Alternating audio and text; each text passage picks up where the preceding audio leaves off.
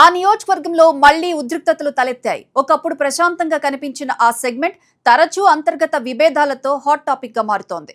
కూటమి ధర్మానికి విరుద్ధంగా అక్కడి నాయకుల తీరు కనిపిస్తోంది. దీంతో ఈ వ్యవహారం కూటమిలో కలకలం రేపుతోంది.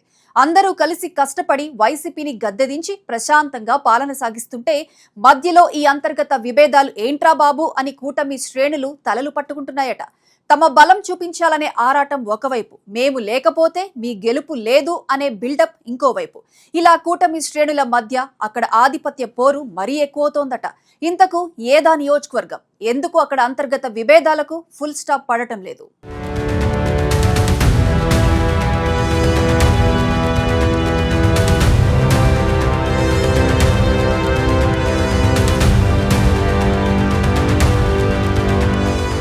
2024 ఎన్నికల్లో పిఠాపురం నియోజకవర్గం నుంచి జనసేనాని పవన్ కళ్యాణ్ పోటీ చేసి ఘన విజయాన్ని అందుకున్నారు. టీడీపీ, జనసేన, బీజేపీ కూటమిగా కలిసి పోటీ చేశాయి కనుక ఎవరెక్కడ పోటీ చేయాలి అన్న దానిపై మూడు పార్టీలు కలిసికట్టుగా నిర్ణయం తీసుకున్నాయి. ఈ క్రమంలో టీడీపీ నాయకులే కాదు, జనసేన అలాగే బీజేపీ నాయకులు కూడా త్యాగాలు చేయాల్సి వచ్చింది. ఒకరెక్కువ ఇంకొకరు తక్కువ అనుకోవటానికి లేదిక్కడ. పిఠాపురం నుంచి టికెట్ ఆశించిన టీడీపీ నేత మాజీ ఎమ్మెల్యే వర్మ బంగపట్టారు. తన అనుచరులతో అప్పట్లో నానాయాగి చేశారు. చంద్రబాబు, లోకేష్ దిష్టిబొమ్మలు తగలబెట్టించారు. నానా బూతులు తిట్టించారు. కానీ చంద్రబాబు పిలిచి బుజ్జగించడంతో వర్మ సర్దుకుపోయారు. జనసేనాని పవన్ కళ్యాణ్ గెలుపులో కీలక పాత్ర పోషించారు. టీడీపీ నాయకులు పోటీ చేసిన చోట్ల జనసేన, బీజేపీ కార్యకర్తలు ఎలా కీలక పాత్ర పోషించారు అలాగన్నమాట. అయితే ఎక్కడా లేని విధంగా పిఠాపురంలోనే వర్మ ప్రతిసారి లొల్లి చేస్తున్నారు. అది కూడా అధికారిక కార్యక్రమాల్లో. ముఖ్యమంత్రి చంద్రబాబు ఫోటో లేదంటూ వర్మ అనుచరులు దూషణలకు దిగుతున్నారు. అట్నుంచి కౌంటర్ అటాక్ వస్తోంది. పవన్ కళ్యాణ్ మీద తనకు ఎనలేని అభిమానం ఉందని చెబుతున్న వర్మ పిఠాపురంలో గొడవ జరిగితే అది కూటమి ఐక్యతకు సంబంధించి తప్పుడు సంకేతాలు పంపుతుందని తెలియనంత అమాయకుడు. ఇదే విషయమై పలు సందర్భాల వర్మని టీడీపీ అధినేత చంద్రబాబు మందలించడం పరిస్థితిలో మార్పు రావటం లేదట. జనసేనాని పవన్ కళ్యాణ్ కూడా జనసేన కార్యకర్తలని మందలిస్తున్నారు. మరోపక్క వర్మకి వైసీపీ అనుకూల మీడియాలో విపరీతమైన స్పేస్ దొరుకుతోంది. కూటమికి వ్యతిరేకంగా వర్మని అడ్డం పెట్టుకుని వైసీపీ అనుకూల మీడియా చేస్తున్న యాగి అంతా ఇంతా కాదు.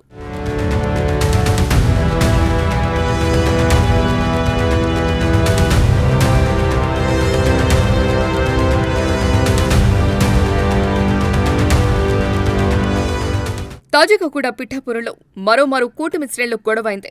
ఈ వివాదానికి ప్రధాన కారణం వర్మ, పెండెం దొరబాబుల మధ్య ఉన్న పాత వైరం. గతంలో ప్రత్యర్థులుగా ఉన్న వీరిద్దరూ ఇప్పుడు ఒకే కూటమిలో ఉన్నారు. వైసీపీ నుంచి వచ్చి జనసేనలో చేరిన దొరబాబు ఇప్పుడు పవన్ కళ్యాణ్ ప్రతినిధిగా పెత్తనం చెలాయించడం వర్మకు మింగుడు పట్టలేదు. కూటమి ధర్మాన్ని పాటించకుండా వర్మ పదే పదే రచ్చ చేయటం వల్ల ప్రభుత్వానికి చెడ్డ పేరు వస్తుందని జనసేన నేతలు వాదిస్తున్నారు. చిన్నపాటి పొరపాట్లను పెద్దవి చేసి చూపిస్తూ సభలను రసాభాస చేయటం వల్ల ప్రజలోకి తప్పుడు సంకేతాలు వెళ్తున్నాయని వారు మండిపడుతున్నారు. చంద్రబాబు ఫోటో విషయంలో తలెత్తిన లోపాలను సామరస్యంగా పరిష్కరించుకోకుండా బహిరంగంగా గొడవకు దిగటం కూటమి స్ఫూర్తికి విరుద్ధమని హెతవు పలుకుతున్నారు జనసేన శ్రేణులు. వర్మ అనుసరిస్తున్న ఈ ధోరణి వల్ల ఆయనకే మైనస్ మార్కులు పడుతున్నాయని చెబుతున్నారు. అధికారులను నిలదీయటం, పరస్పరం దూషణలకు దిగటం వల్ల పాలనపై ప్రభావం పడుతోంది.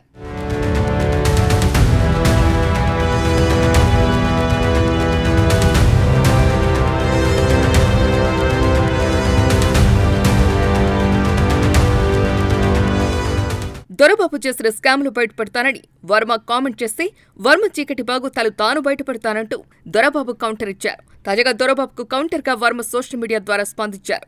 ముఖ్యమంత్రి చంద్రబాబు ఫోటో లేదని ప్రశ్నించినందుకు తనపై టీడీపీ కార్యకర్తలపై దాడి చేసి అనరాని మాటలు అన్నారని ఆవేదన వ్యక్తం చేశారు వర్మ.